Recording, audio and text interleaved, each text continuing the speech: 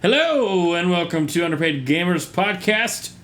My name is Justin. I'm here with my friend and colleague, Tony. Hello.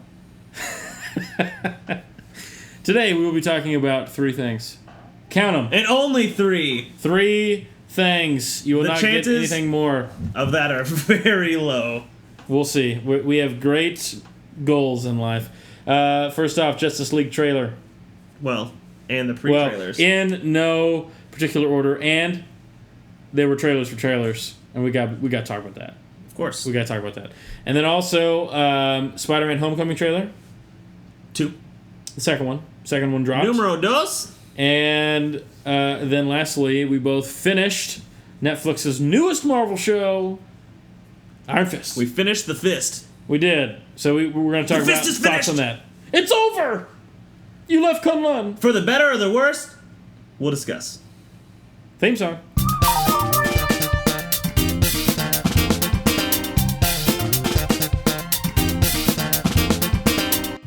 This is the second episode recorded today. The last episode ended with Come to Part 2. This is Part 2. Welcome. Yep. So, yeah. But if you didn't listen to Part 1, and you only want to listen to this one, that's fine. You can jump right in whenever you want. Totally do that. We're not going to make any references to the last episode any more than we would in a normal episode. Because I probably can't remember what we already talked about. Because that's how fast things drop out of my mind. Talk about video games. Yep, we did. Justice League trailer for a trailer. Yeah, so for the first... Also, Spider-Man did that. Yes, they did. It was frustrating. I was watching the Sweet 16, NCAA. Yeah. NCAA. Yeah. It's basketball. That's what I saw too, actually. They were playing, and I was watching the Purdue-Kentucky game? Don't know. Purdue and somebody. Don't care. And almost every other commercial break, there was a 10-second ad for... The trailer. They said, this is Justice League. Come back in 2 days for the trailer. No, just give me the trailer. How much money do you think they spent on the pre-trailer? I don't understand the purpose of a pre-trailer. I think it's stupid. Like a trailer. It's like a movie poster. And this is a trend. This isn't just Justice League. It's like a GIF. But it needs to stop. We're going to do it right now. Stupid. Don't like it. Don't know if I can tell you why, but it feels wrong in my bones. On the other hand, Spider-Man Homecoming, they also did this. I saw it on Instagram and Twitter. I think that's much more acceptable than on live TV. Yes. I don't know why, necessarily. I guess that's kind of... Well, because... Instagram is kind of made for that, and Twitter's kind of made for that. Sure. Those short little... Especially Twitter. Short little announcements, short little tweets. The type of media it is designed to be short, small little segments. Yeah. As opposed to TV where it's like unlimited, continuous... Gobbledygook. Yes. In your eyeballs. Media food. Media feeding frenzy! It goes down your throat, through your eyes! I don't know where that came from. Kind of like Prey. Prey, you get new powers by putting that needle in your eye. Dude, we said 3 topics. Yeah, and I said that's not going to happen. Now we're talking about Prey. Prey comes out in May. I know. I'm Prey in May, and I'm excited, especially now that I'm playing Dishonored, which is referenced in our last episode, which you also said we weren't going to do. But if you want to hear about it, it's in the last episode. But yeah, Dishonored makes me want to play Prey even more. Holy cow. Maybe you should play Dishonored and Bioshock at the same time, 2 different TVs. And then I would get Prey, I think. Then you get Prey. Maybe you play them at the same time and you move the screens over each other and get like those translucent screens. Ooh. And then you actually, that's actually, you unlock like the secret of Prey. That's the game. Prey's actually been out for years. Yeah, it's just those 2 games played at the same time, overlapping. So it's kind of like when they play The Wizard of Oz and the Leonard Skinner album. Leonard Skinner? No. Pink Floyd. You're confused. Yeah. Dark Side of the Moon. It's when you play The Wizard of Oz and Dark Side of the Moon together. That's what you're saying. Okay. Sure. So... I have no idea what you're talking about. We were watching the basketball tournament separately, and then the trailer came out, and we watched the trailer, and I'm like, I do not want to watch this trailer. Nothing DC has done in the past years, in the past literally almost 10 years. Not since Dark Knight Rises have I cared about DC. So 1, they're making a big deal about a trailer. I'm like, shut up. 2, the trailer came out. I'm like, I don't want to watch this. I didn't watch it for like 2 more days. Then I felt like, well, I should probably watch this because I have to. And then I watched the trailer. I'm like, this sucks. Yeah, that was very similar to my response. I think I remember seeing it on YouTube, and I looked at it and like hovered over it with my mouse. And you're like, ooh. And then I went and watched some random gameplay video because I would rather watch that than the trailer. Ironically, before we started this podcast, we watched the Spider-Man Homecoming trailer 2. Yep. And that went flawlessly. And then we started watching Justice League trailer, and you're like, I don't want to watch this. And we clicked on it, and then it buffered, and we're like, well, this is a sign of this things is to come. appropriate.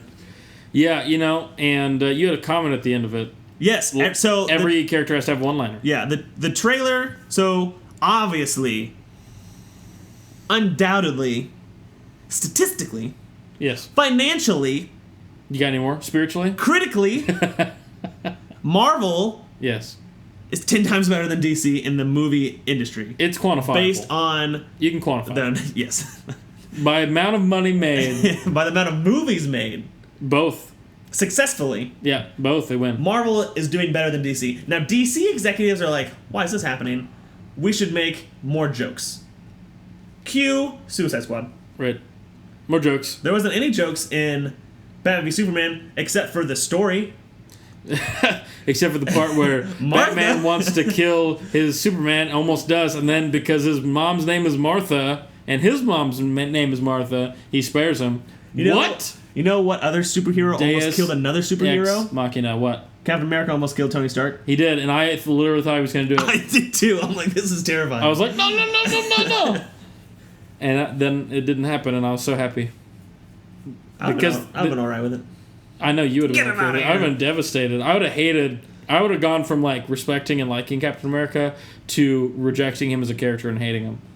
What, his character development, man? I would hate it. Yeah, he developed into a evil person. That's not Captain America at all. He kills all the people.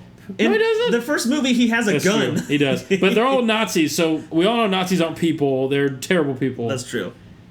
They're like... People are not people. They're subhuman because they're Nazis. Don't you watch movies? If somebody's a Nazi, automatically they're subhuman / or undead. That's true. That's also video game reference. Saying someone's a Nazi is like the easiest way to just make them like cannon fodder. Yep. It's like there's no consequence to killing a Nazi because they're Nazi. Because they're like the worst people to ever exist. Exactly. And it's not even their fault. I'm sure there's a movie that analyzes like the infantry of the Nazis. Yeah. And they're probably like good guys. Yeah. Right? I mean, they're undoubtedly your average good guys. everyday soldier in the Wehrmacht is not going to be a bad person. He's going to be a regular dude like everybody else fighting for his country. Yeah. If you're in the SS, now you're a bad dude. Ayo. Those guys were like extremists. What are we talking about? I don't know. Justice League trailer. Remember those three things, duh. So that's what we're talking about. The Justice League trailer starts with Batman on a horse because Batman doesn't have a bat jet or a Batmobile or a bat paraglider or a hot bat air balloon to get around anywhere. That's true.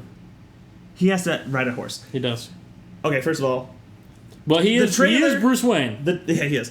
The trailer, of course, is all dark, much like all the DC films. Right, very dark. They all have that gloomy. dark texture to it. It has like a film. What's it called? A filter on it. A filter on it. That's it's like dark. It's like takes all the color. Black and white. No, it's not black and white, but it's just dark. It's close. It's like saturated or something. I don't know. And like the contrast.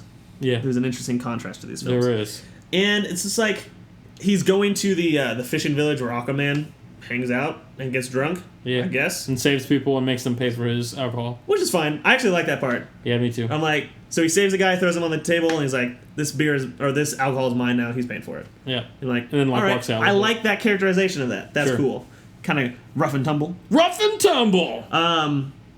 And then you go, even in the trailer, we've talked about this before, Justice League is going to rely on flashbacks and flash forwards, not the character, the storytelling device. Yeah. And you even see that literally in the trailer. You see Cyborg, before he's all Cyborgian, when he's playing football. Yeah. You see Wonder Woman fighting in a giant war. You see the Flash with his dad, which might not be a flashback. Yeah, it could be real time. It could just be real time, which I'm kind of okay with that. And obviously they have to give origins to these people, but I don't know. I think it's gonna be a flashback or something like that. I don't have high hopes for this movie. Yeah. I already don't know when it comes out. Do you remember? No, neither do I. Don't care. I didn't care. But literally every character has a one-liner, which is very different from the tone of the film. It contrasts with the contrast. Right, with the filter they put on their cameras. Because for whatever reason they just won't, like Zack Snyder won't use a different color gradient. Yeah, I don't know. I honestly have no idea what they're thinking. Everyone has a joke. Aquaman has like 2 jokes. Batman's joke is, "Hey, I'm a billionaire. I got money." Like, shut up. Literally, the only person that doesn't really have a joke is the Flash, and he's the one that should be making all the jokes. Right. So what's going on there? Maybe Cyborg. Maybe this is Upside Down world. Maybe. And Barry Allen will be the only serious one. Ugh. Yeah, right. Superman's coming back, although they didn't show it. Yeah, obviously. Obviously he is. Yeah, I don't know. We'll go see it. And this is the thing. I think because we've been podcasting so long, and we've been like doing all this stuff, I feel like there are things that I don't want to do, but I do for the podcast. Power Rangers. Like Power Rangers, we're going to do like we referenced in the last episode. The last episode doesn't exist. Oh, yeah. This is our first episode ever. I don't know. I think I counted 75. All right. Something like that. The first episode, we're starting on number 75. It's a marketing trick. There it is. Every time's the first time. So there's nothing in me that makes me want to watch this movie. I think other than we need to talk about it. Wonder Woman must come out first. Because we've already had 2 trailers for Wonder Woman. Because the trailer for Wonder Woman was at like... So then you don't need an origin for Wonder Woman in this. Because you have the origin movie. Nope. Or Batman. We've seen that 10 times. Yeah, we saw it last. And Superman, though we've already seen that 3 times, they wanted to give us another one. So we'll see what happens. I'm sure this movie will make lots of money. It will, because it has Batman in it. There's no possible way there's going to be any scene in this movie that's as cool as Avengers when Captain America tells Hulk to smash. Or when Bruce Banner's like, "I'm always angry." Then he transforms into the Hulk. That was pretty cool. That was a great moment. Like, I don't know. I guess like if someone said like, what would be the coolest thing in Avengers? Predict something. I wouldn't be able to predict that. So I can't really predict what awesome is going to happen in this movie. Yeah. Batman has some new wall walker 4-legged thing. He's saving Wonder Woman, I guess. Some new gadget. You see Flash dodging a lot. You don't see him fighting a lot. Exactly. Cyborg kind of has like a face mask. I don't really like how he looks. I really don't like how he looks. He's too like his limbs are too thin. He's not like solid enough looking, and it's too like shiny, and it looks just super fake, like super CGI. Yeah. You know, like Iron Man would be comparable because they both are like mostly made of metal, right? And Iron Man's suit looks more realistic than Cyborg's. Cyborg's looks like a flashy... Maybe it's partly due to the filter that they use, like that stylistic approach to it. But just like the way... Like the thinness of his limbs and the shininess of everything just doesn't seem to fit in my mind. Like it just looks wrong to me. Well, the difference between Cyborg and Iron Man is that Cyborg is literally just like a torso and an arm. I know. So like his cyborg parts kind of like fuse into his skin. Right. I do know what the definition of a cyborg is. Well, maybe the listeners don't. Oh, okay, sorry. So that's a little different. I don't know. I don't think he's ever had the face that he has in this one. Like he's shooting out of the clouds. I think it's very comparable. I think you can compare a lot of people in Avengers to Justice League. I think it's like Cyborg is very clearly Iron Man, and Wonder Woman, I don't know, maybe not everybody has a parallel. There's obviously not a parallel for Flash, except for in Uncharted, I almost said. Avengers 2. Batman's obviously the leader, Captain America. I don't know how Cyborg can have really any other powers that Iron Man doesn't. I mean, they both rely on the same source of power, right? Technology. The chest piece? The chest piece technology. The arc reactor. Ayo. Whatever it is inside there. I don't know what Cyborg is. I mean, really, for me, the only thing I knew about Cyborg before seeing this trailer is the Teen Titans show. And because Cyborg's in there, and Cyborg's he was awesome. Like my favorite character I want some Beast Boy in action. Teen Titans. That's what I want. I love the Teen Titans, the original one. Yeah. So good. Go, Teen Titans, go. That's a new one. Teen Titans, go. They're playing, 1, 2, 3, 4, go. Teen Titans. That's the theme song. So, Batman, Cyborg, Wonder Woman, Flash, Aquaman, Superman. Probably. And maybe a 7th, but maybe just 5. Someone said, so there's been a lot of Green Lanterns in the past, and in general, there's just like a whole colony of Green Lanterns. Someone has been saying, I heard this theory that there's going to be a Green Lantern, who's not the normal. So like the normal Green Lantern that you would know from shows or anything is either Guy Gardner or why can't I remember his name now? I have no idea. You're the comic book guy. The other one, I can't think of his name. If I think about it, I'll think about it. Okay. If I think about it, I'll say it. Essentially, what they're saying is there's going to be a Green Lantern. He's going to die in the very beginning, and the Ring is going to seek out another one. So it's either going to be Guy Gardner or the other person I can't think of. Yeah. Which I think could be kind of cool, especially if the Green Lantern that dies just like don't really care. I really like the character of the Green Lantern though. Like his superpower is cool. Imagination, like willpower and imagination. Like that's so cool. He's such a cool concept. Again, DC has like really cool characters. They just don't use them very well in movies, I think. Yeah, we had that Green Lantern movie. It was pretty bad. Yeah. It's bad. I watched it like 10 times, but it was bad. No, Green Lantern's pretty cool. They're going to have the Green Lantern Corps. Yeah. I cannot think of who this Green Lantern guy is. It's who Ryan Reynolds played. Look it up. I'm looking. In the meantime... Whoa! Dropping my computer. So I assume we'll get at least 1 or 2 more trailers for Justice League. This one didn't really give away a lot. They did show some action, but it was really quick paced, so you can't really see what it all is. We'll eventually find out. Hal Jordan. Hal Jordan. Duh. That's his name. Duh. I knew that.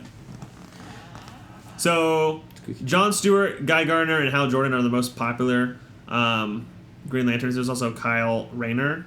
So I would think that either Kyle Rayner, if this theory was correct, Kyle Rayner or probably Jon Stewart would be the Green Lantern, then dies in the opening scene or whatever. And then the other one. And then the other one. In which case that would open it up for, there's this new Green Lantern. He meets the Green Lantern Corps, right? Which is the movie title, Green Lantern Corps. Sure. And then they go and do their thing, I guess. They go fight the color yellow or whatever happens. I don't know. Yeah. Green Lantern's weird. If they follow the trend of Batman v Superman, they're going to give everything away. Yep. In the movie, which leaves what people. It's so weird to me. I see people that are excited for this movie based on this trailer, and they're like, "I'm excited for a movie that's not a super happy fun time like all the Marvel movies. Like I want something that's serious." I'm like, this isn't that. Like they've done serious and it hasn't worked out for them, so now they're not doing serious. You notice all the attempted jokes in the trailer. Like, so now you just have this filter on the movie, but you also have the lighthearted jokes. That don't seem to fit with the overall the theme atmosphere. The gruffness. Yeah. So the Ben Affleck Bruce Wayne is not a joke maker, but he's like, oh, I'm rich. That's a joke. You gotta have Aquaman, who is, in this, is like rough and tumble. Yeah. Rough looking. Yep. Scruffy looking nerf herder. Scruffy looking nerf herder. And he's making jokes. And you're like, what? Yeah. So that's why I think when he throws the guy down in the bar and takes the whiskey, that's who I picture him to be. Yeah. Like, I don't care. Like you can try to fight me. That's the feeling I get from that is like you can try to fight me for this, but you're not gonna win. Like I'm tough. I'm getting my way. Get out of my way. And then when he makes the jokes, it's just like seriously. Yeah, I don't know. I guess like I said, I expect him to be a strong silent type. I'm probably gonna see it, but more out of obligation. We're gonna see it than out of want. Don't know if I'm gonna see Wonder Woman. We'll see what happens there. I probably will. Spider-Man Homecoming trailer 2 also had a pre-release. It did. It said, hey, come back in 2 weeks or 2 days. But that was on Instagram and Twitter. It's different, as we discussed. This trailer was, in my opinion, much better than the Justice League trailer. Well, yeah, it focused on totally different things. The Justice League trailer is like, look at all these flashy action scenes that you've never seen before. Oh, wait, yes, you have, because superhero movies have been coming out for 10 years now, 15 years now.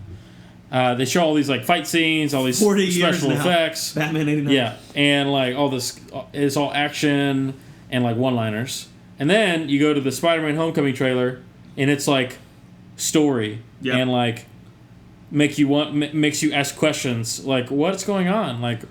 Why is Iron Man taking his suit away? What is Iron Man trying to do with Spider-Man? That's a question. I mean, that's what I'm thinking. who's this friend that we've never seen before in any other Spider-Man show? This friend? Yeah, the friend he was with who like drops his Death Star Lego. Yeah, and then he like tries on the mask. I thought that was kind of funny. I don't know who that is. And then Vulture too. We've not seen Vulture before. Okay, and I was like, who's that? Vulture and Michael Keaton is the scariest person alive. Michael Keaton as Vulture was terrifying. Speaking of Batman, right? Because Michael Keaton is Batman. I watched this and I'm like, I am legitimately afraid for what's going to happen in this. Because I mean, obviously Spider-Man's going to win. Yeah. But Spider-Man, based on the trailer, in the very final...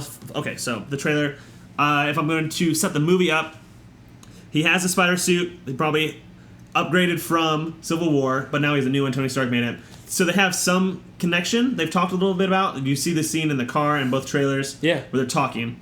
It's just a long extended scene, so you saw more of that this time. Mm-hmm. Then you see what opens up to the boat. The boat ferry scene. thing. Yeah, because in the very first trailer, you see him holding it together. Yeah. And this one, it added more emotion to that scene. So we've kind of seen something like that before in Spider-Man 2 when he stopped the train. You're like, okay, that's a little bit different than this. Mm-hmm. But they're pretty much the same. Now in trailer 2, you find out he's out there trying to fight Vulture, very inexperienced. Mm-hmm. And now you can see, based on his reactions and his dialogue, that he's way out of his league. Right. Like, this is not something that he needs to be doing at all. Yeah. And Vulture will stop at nothing to get what he wants, which makes him even more terrifying. And then when he's when he's webbing the ship back together, he's like out of his mind, like terrified, like what is happening? Yeah, what did I just do? How can I even save these people? Yeah. Like trying to pull the there's boat like back together. There's like an emotion there. I'm being a little bit chilled. Spider-Man's awesome. There's like an emotion there you don't see in a lot of that I haven't really seen. And this is a good characterization of this. And then Tony Stark comes by. He helps with the ship. He fixes this problem. And I assume this is like... This is probably the event that causes him to take the suit away. Well, yeah. This is like the first act. Yeah. And then the next scene you see him up on the roof and Tony Stark's like, I'm going to take this away because what if somebody got hurt? He's like, well, I didn't mean that. Like, I'm just a kid. He's like, well, I'm taking the suit away because... You're not ready. This is too much power. Right. You don't have enough responsibility. Ayo. Uncle. Get it? Yep. I was watching this trailer with my wife, and Tony Stark's like, if you're nothing without the suit, then you don't deserve the suit. And then I know exactly what... She flipped out. Yeah. She's like, how can Tony Stark say that? Iron Man sucks. He can't do anything without a suit. I'm like, well, I mean, he does do a lot without a suit, but mostly that's what it is. I was going to say, he does... Okay, I thought you were going to come into this conversation with that opinion. No! Dude, I'm so glad I respect Iron Man. I just don't like him. See, I think we've come to an agreement on at least, like... We're acceptable. See, we're acceptable of each other. Amicable. We're amicable. You know, we see both sides. No, because look, in Civil War, when he goes to the raft, which is the prison, he goes in there without a suit, and he hacks all this stuff, and he does all this. He has this technology. Well, his power is that he's super intelligent, and he's rich. Mechanical, like he's an engineer. He can make anything. Yes. Right? Like, his first Iron Man suit was, like, out of a bomb, right? Yes. Like, he, like, made a bunch of parts from a rocket into a suit. Right, that's like his power, is that he's like super intelligent, super smart, and he is like engineering, can figure out anything. So, now, technically, if he was in a fight versus Spider-Man and neither one of them had suits, obviously Iron Man would lose that. Right? But I think in the movies that we've seen in Iron Man 1 through 3, and in Avengers, and in Civil War, Tony Stark has become more like he's doing more and more outside of the suit. I think even so, like in the beginning of this movie, that callback to when he says, if you're nothing without the suit, you don't deserve the suit. Right, that's referencing his own story. That's referencing his own story, and I think something probably more similar in the beginning of the movie where they talk about it. So I think that's what I would call an incomplete line, where that's going to call back to something. So what's the opposite of foreshadowing? A flashback? Maybe. I don't know, but I think that's... without going back. Yeah, I think that's going to be a callback. It's a reference to the past. To a meaningful conversation that they had that you just don't see in this trailer. Yeah. And then, of course, you see later Spider-Man has the... his old suit, his original suit from Civil War, right? With the big old goggles. Goggle eyes. Which... Helps filter the and everything. And you see this scene where he's fighting Vulture on top of an airplane.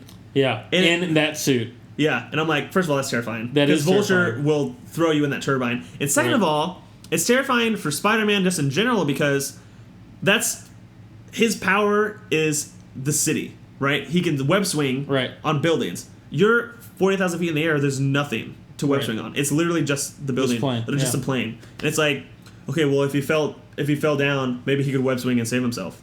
Maybe. But that's Vulture isolating his weakness to hit Vulture's strength, right? Vulture can fly. Right. So Vulture being in can the do- air is way in his advantage. Yeah. And then literally a cool scene where he picks the flapper on the plane wing and then it flies in. And it's The like, flapper. That's sick.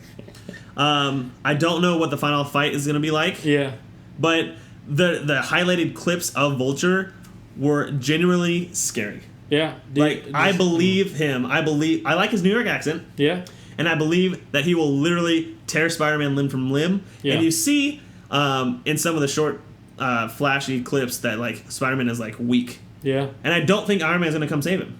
I think he's literally there on his own. Well, I think without the suit, how can Iron Man track him? Unless he, like, slips something into his other suit. I'm sure Iron Man has I'm sure he has, satellites in, like... Yeah, like every satellite ever. Yeah, probably. So I don't doubt that he doesn't know where he is. But maybe he's not paying attention. Yeah. Maybe it's just something like... I think the suit made him cocky. That's Yeah. why he tried to take on the Vulture. Yeah. And so then Iron Man takes it away. Yeah, and then this also Yeah. calls back to Peter Parker, Spider-Man's, like, immaturity, where he's like, oh, well, now... He's still in high school, right? Yeah. So he's like, okay, well, now I don't have the suit, but I can still take on the Vulture. Mm-hmm. I'm going to put on my old suit. And someone has to stop him. Yeah. So I'm going to do that. And maybe he learns something from that. But at the same time, it's kind of like he's diving in headfirst to something that, from the trailer, he is 100% not prepared for. Mm-hmm. So I'm just excited to see what happens. Yeah, and I'm excited that Vulture's the enemy because I don't have a whole lot of experience with Spider-Man, but I have read a few of the comics, and I read one with Vulture, and I was like, this guy is, like, super lame. Yes. And as soon as I saw Michael Keaton portraying Vulture, he immediately went from being the super lame enemy that on this like comic I was reading to now he is, like, super scary. And I don't know how Michael Keaton's able to do that, but... Well, the Vulture in the comics is, like, a guy in a feather outfit. You're like, that's not scary. Yeah. Well, is that what a comic that Yeah, you read? essentially. I mean, it's like a wing. It's a set of wings that don't look like mechanical death and he's traps. like, he's an old, not feeble. He's strong. He's like fit. Mm-hmm. But in this one, it's like jet propelled wings that have razor sharp edges on them. Like that's that terrifying. That he can control. So it's definitely upped it up. It's just. It's exciting. I can't wait. I cannot wait.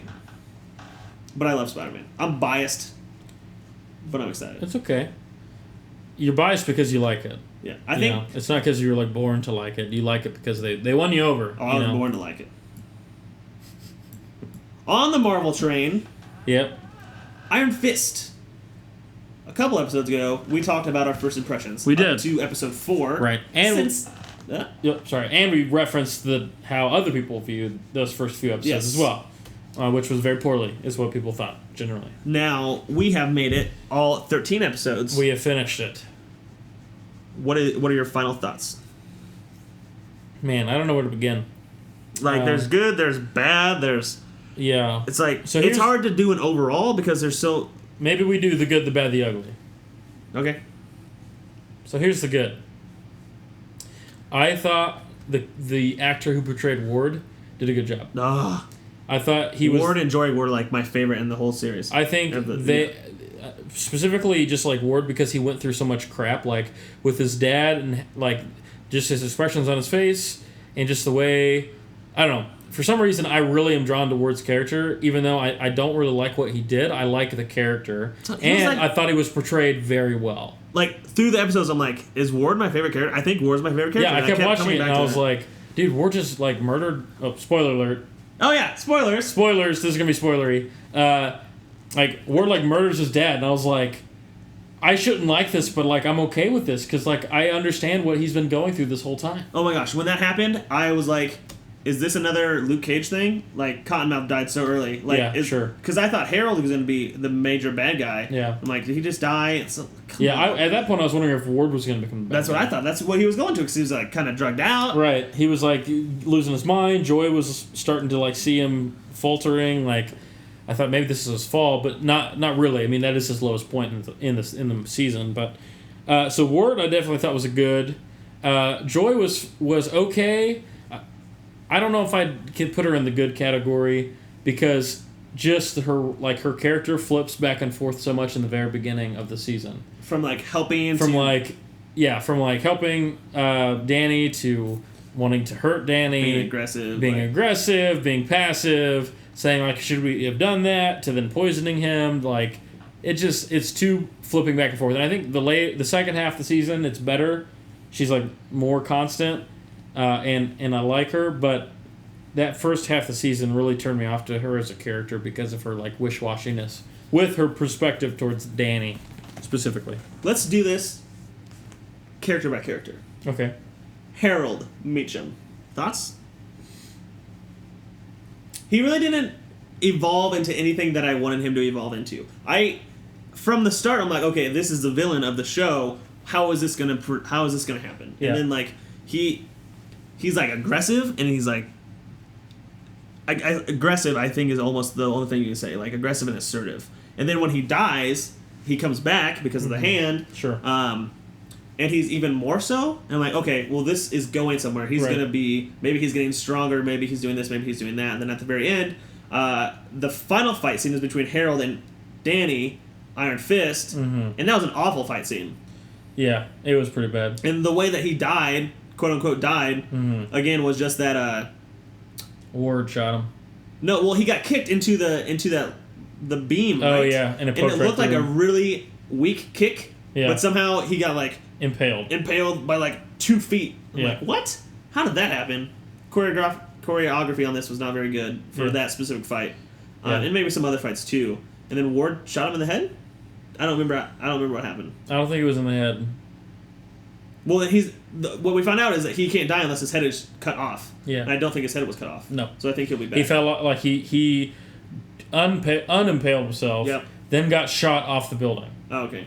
That's what happened. Well, then he'll be back. So he's definitely not dead. Here are my thoughts on Harold. At the beginning... He's a good antagonist, I guess is what I'm trying to say. He was... I mean, out of the whole show, he's my favorite villain. But not Gao? So, compared to Gao, compared to... What's the other guy's name? Bazooka. Okay, Bazooka. Ba Sing Se. No. Tales of Ba Sing Se. We'll call him Bazooka until we think of his real name. Connie's... Basudo. Basudo is right, I think. Yeah. Basudo. Connie's sensei. Yeah, the sensei of the hand. I liked Harold better than both of the leaders of the hand that we met. Bazooka.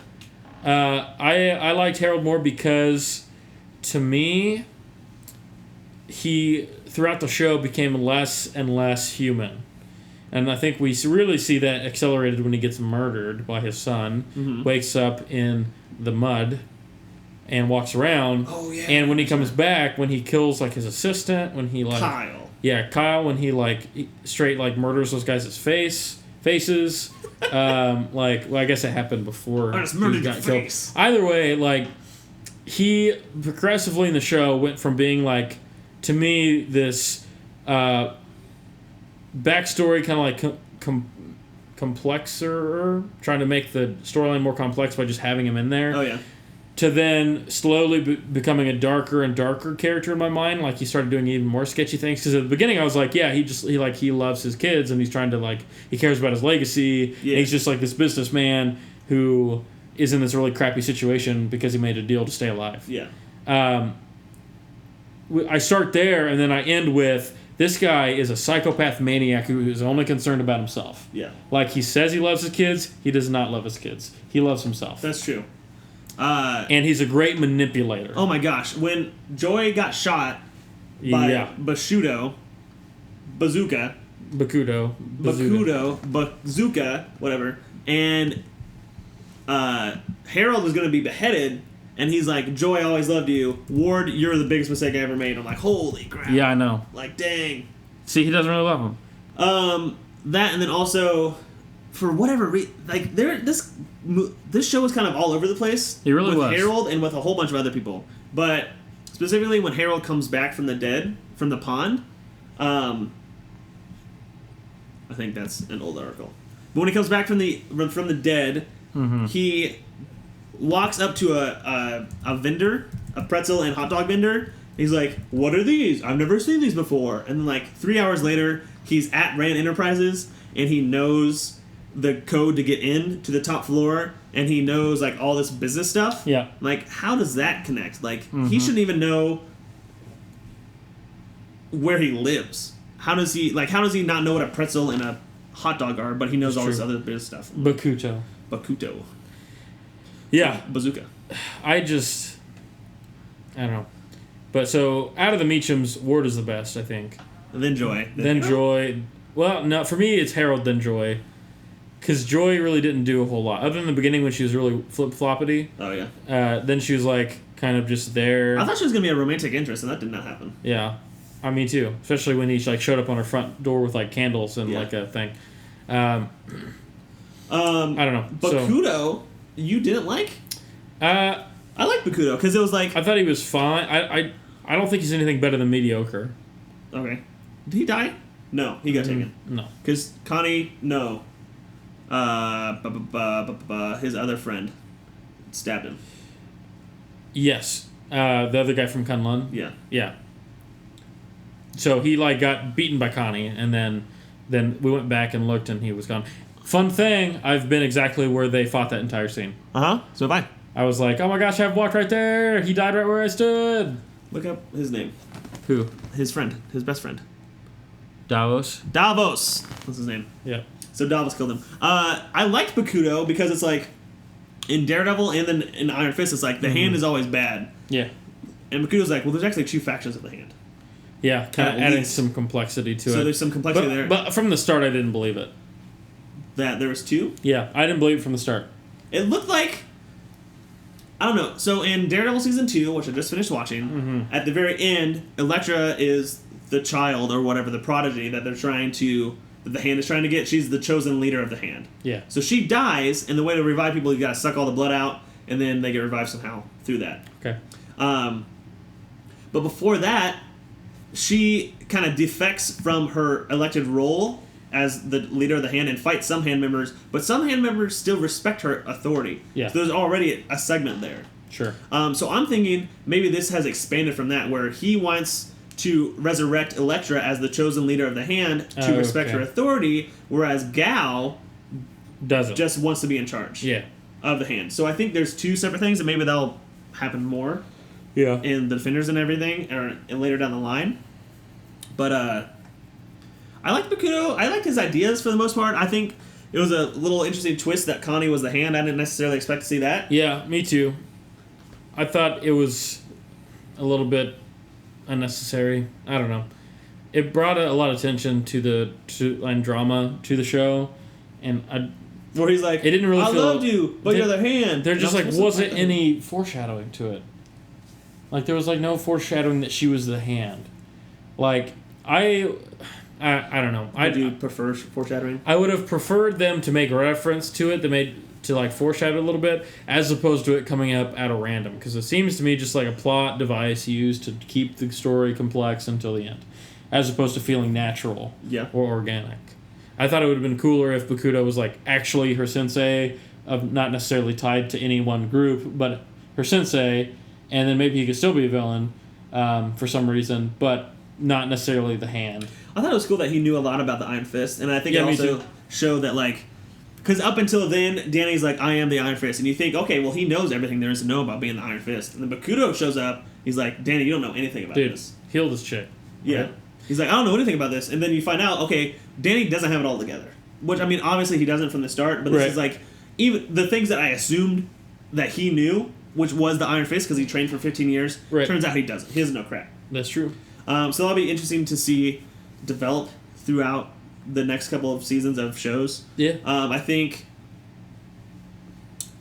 if you look at this through the lens of like, this is just a very extended origin story, it might not be as bad as if you think about it like, I wanted a solid Iron Fist show. Gal was back in this. She got a lot of screen time. Yeah. And didn't really do anything. I really don't even like her as a character. I don't like. She's okay as like a side villain. Yeah. She's not good as the main villain. I was not happy with her most of the show. And so, like, going back to the good, the bad, the ugly, what I was saying earlier. Good, Ward Meachum. Yes. Bad, Madame Gal. Ugly, all the choreography. I was excited. Some of the choreography. I was excited for the choreography. Yeah, that's what we talked about. At the beginning, I was like, awesome. the first few episodes, I was like, man, I love the new style of combat, everything. But as I kept watching, right, I made reference, I think, in the last time we talked about Iron Fist, to the elevator and how it looked unnatural and kind of bad. I just feel like there are so many fight scenes where it looks bad. There's like either unrealistic kicks, like it's not convincing. I guess Finn Jones. Or it's just too slow, like the combat's too slow going on. Like it just does not. Or like he'll go up against one person and just completely wreck them, and then the next guy will get stupid hits in that like make no sense that he would get hit. I guess Finn Jones said that for some of the choreography he learned like 15 minutes before they started filming. Like why? It feels like that. Like why would he do that? My biggest complaint, which we've talked about before, and I want to bring up again. Give the guy a mask, then you have the stuntman do all this, and the choreography is 100% better. Yep, exactly. 100% on track. Why do you need Finn Jones to do this? And even with that, a lot of the time, you could see very obvious stuntmen change. Mm-hmm. Like, oh, okay, that's a stuntman, that's a stuntman. Like, just give them a mask, because the Iron Fist has a mask. Right. Right? His original costume does, yeah. Yeah, more so than, like... So, take the same mask from Daredevil Season 1. Yeah. Change the color, put it on him. And then you have better fight scenes throughout the whole film, or the whole show.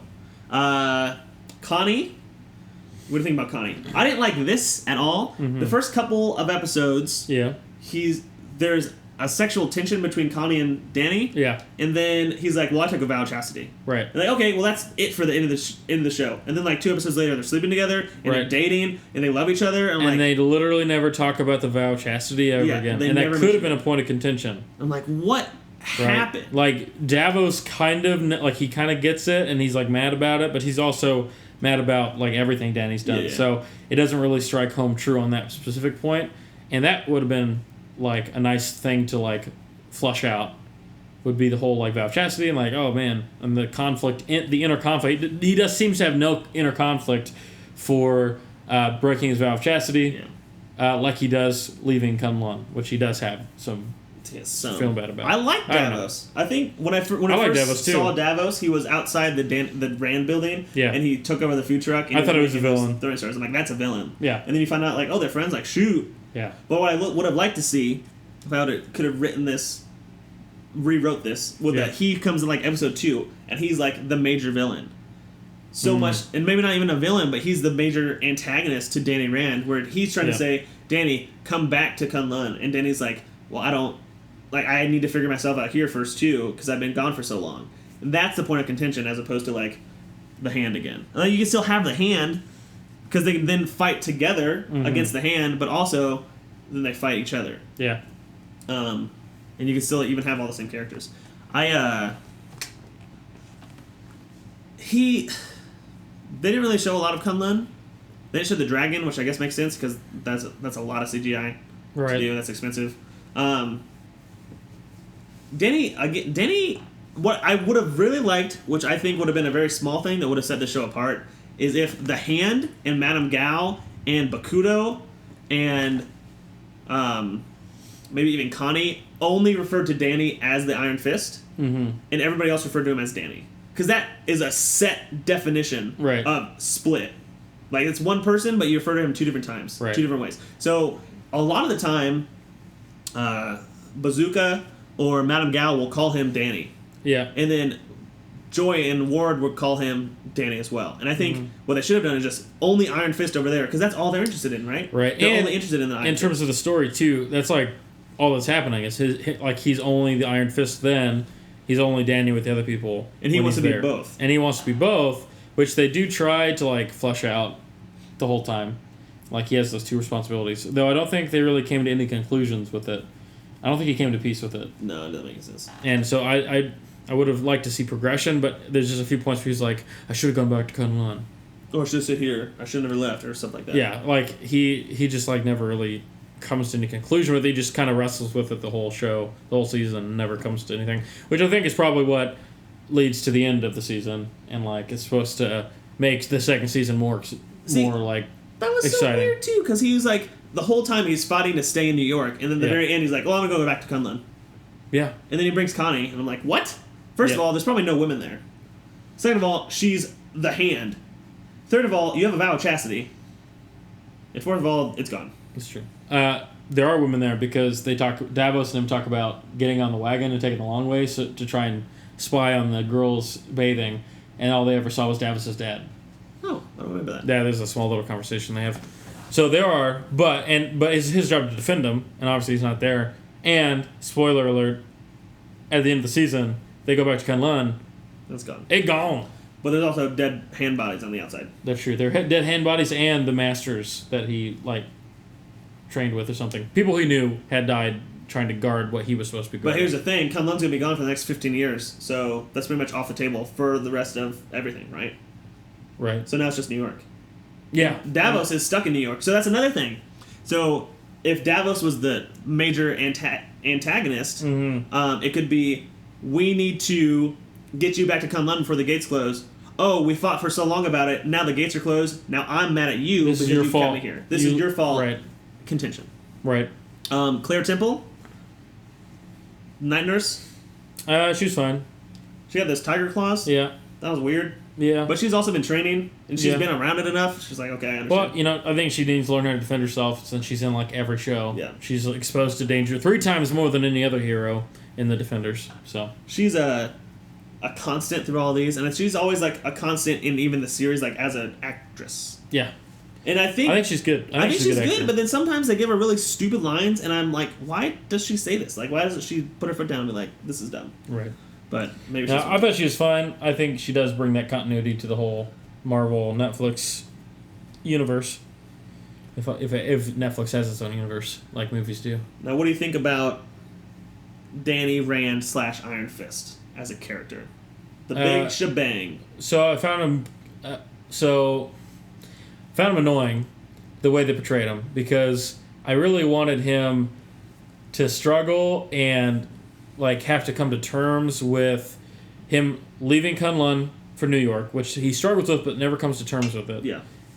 With the vow of chastity, which we already talked about, that he breaks, doesn't even care. Yeah, it just seems so. Well, that was a weird. Awkward. Even back to the vow of chastity, because it's they're about to start making out, and he asks her if she's okay, if she's ready, and I'm like, shouldn't that be reversed? Since she knows that he has a vow of chastity. Right. It should be. I would think so. And she should be like, are you okay to doing this? Because this is completely against what you have vowed to do. Yeah. Right. So I don't know.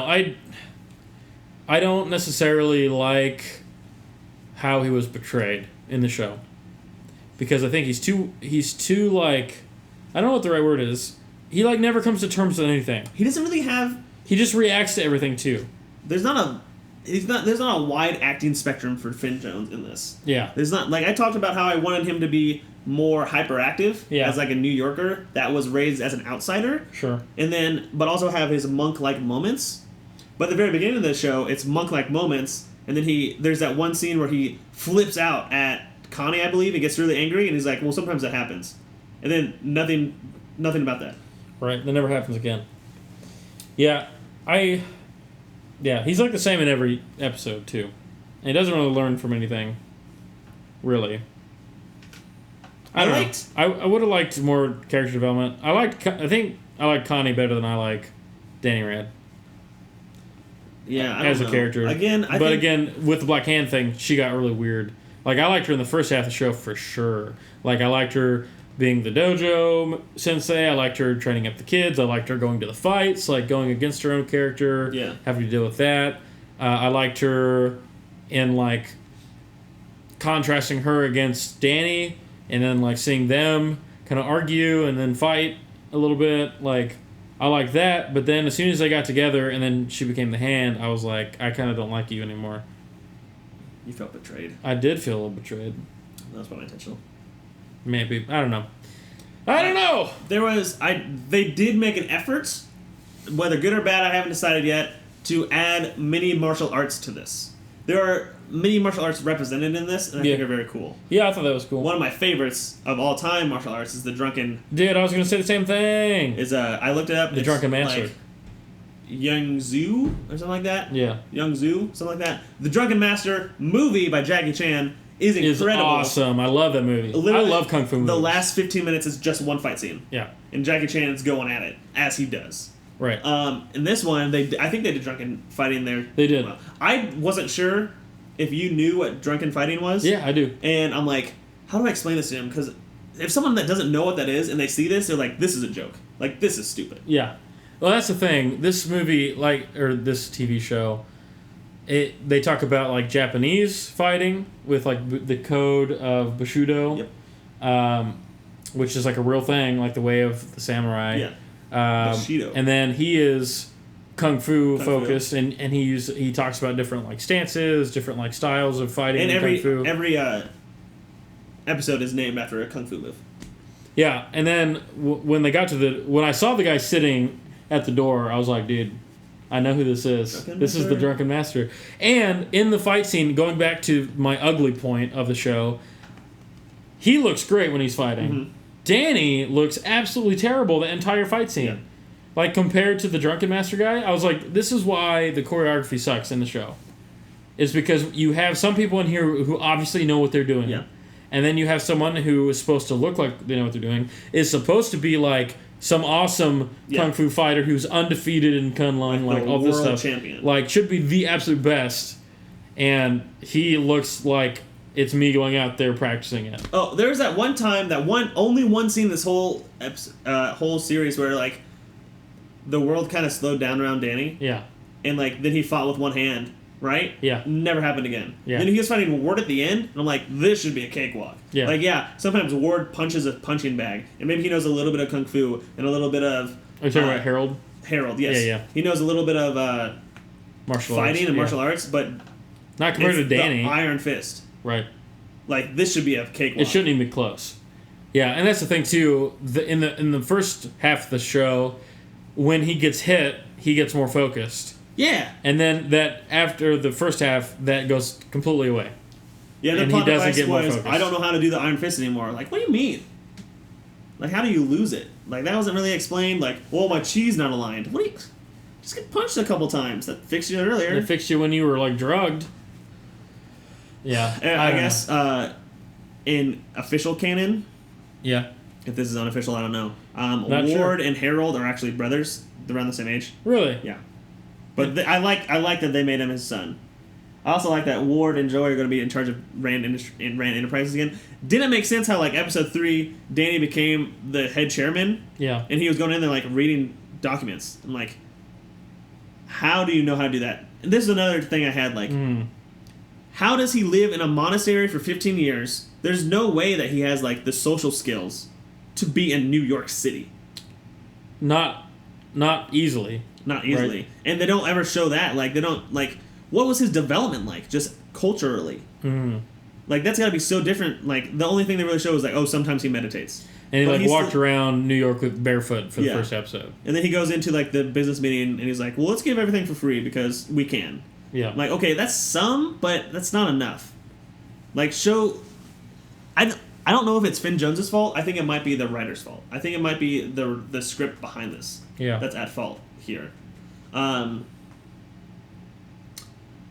think that's every character. Yeah. I mean, I'm like... I don't know what else to say. I think... If I had to give this a rating... It's free on Netflix. Right. Do you say watch it or don't watch it? Well, it's free if you buy Netflix, but you're not buying Netflix for Marvel shows, probably. Here are my stipulations for watching it. You need to like Daredevil, Jessica Jones, and Luke Cage to like Iron Fist. If you like some of them, I guess still watch it. If you have seen Daredevil and you don't like Daredevil, there's like really no reason for you to even have this in your feet. Like, get this out of there. This is like, out of all of them, like, at first I thought this was gonna like surpass Luke Cage for me because like Luke Cage is not that great, I think. Yeah. But I think I like Luke Cage. Which final fight is worse, Luke Cage or Iron Fist? Iron Fist, because there's less emotions. Like, Luke Cage's final fight, there's at least, like, he gets angry, right? Yeah, but remember there's, like, it's like a street fight, and there's, like, a crowd. Like, yeah, get him! Yeah. And like, ooh. Yeah, I would rather have that than what we got. Because it just wasn't... It didn't showcase his powers. Well, did he get shot in the hand, didn't he? He did get shot in the hand, and then it healed itself when he put the chi back in it. Oh, that was also super weird. In the final fight scene, Harold has the gun. Yeah. He's accurate enough to shoot Danny in the hand. Yeah. But when he pokes his head up, he's like, well, can't hit him. Like, seriously? Yeah, that got weird. I don't know. I just a little bit disappointed because I think Danny Rand / Iron Fist is a really cool character that I really hadn't had any experience with before, and it seems to me that there was poor writing or poor directorship to where this show is just all over the place all the time. Yeah. Things were inconsistent.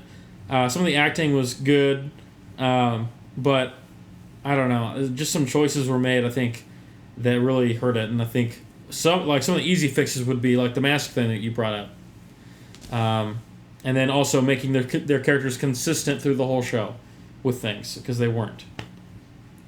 We'll see what happens. We'll see what the next season holds, but I think I like to look at this through the lens of it's an origin. Yeah. So maybe don't expect too much. So we'll see. The Defenders is only 8 episodes long, so it's a little bit shorter. Yeah. So maybe they'll just throw them all in there together. I assume every villain is going to show up, at least. We didn't talk about there's someone above Gao that's giving her directions. Mm. I don't think it's Kingpin. There's somebody else. No, I think the Kingpin's separate. I guess it could be Elektra.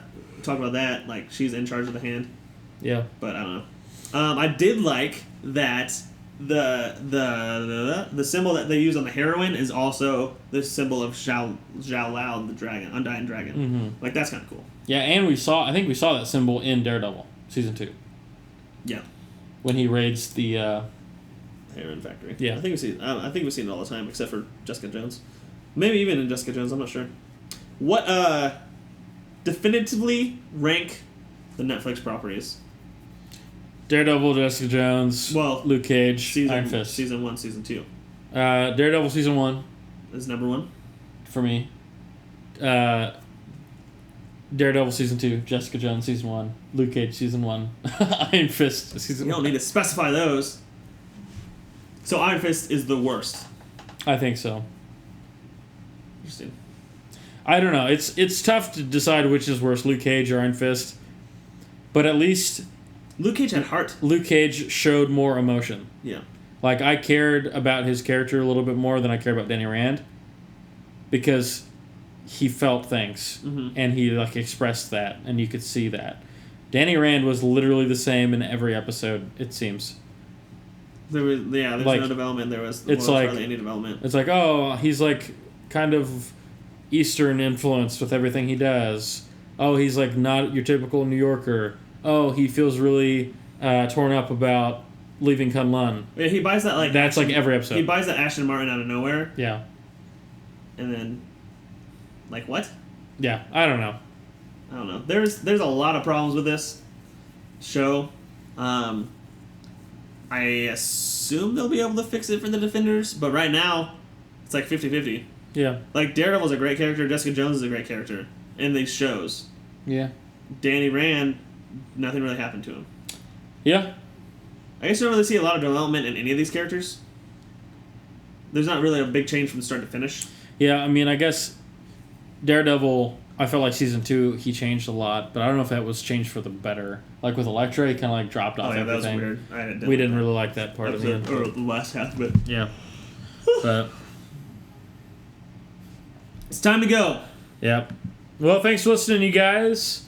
If you like our stuff, go check out everything else we have. We have a ton of stuff on YouTube. You can check that out. We're on SoundCloud, iTunes, Google Play Music, and pretty much any other mainstream podcast carrier. You check us out there. We have a Facebook page you can come and like. We have an Instagram account. You can follow us.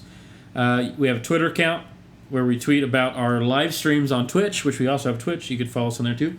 We play from time to time, and we'll always tweet it out first. So yeah, thanks for listening, you guys, and we appreciate the time you spent with us today. Or over the course of 4 days, or however you listen to us. I don't know. Listen to all 75 episodes in one day. That's impossible. 3 times the speed. Yes. Our voices would be very high. Chipmunks. That's it. All right. See you guys later. Thanks.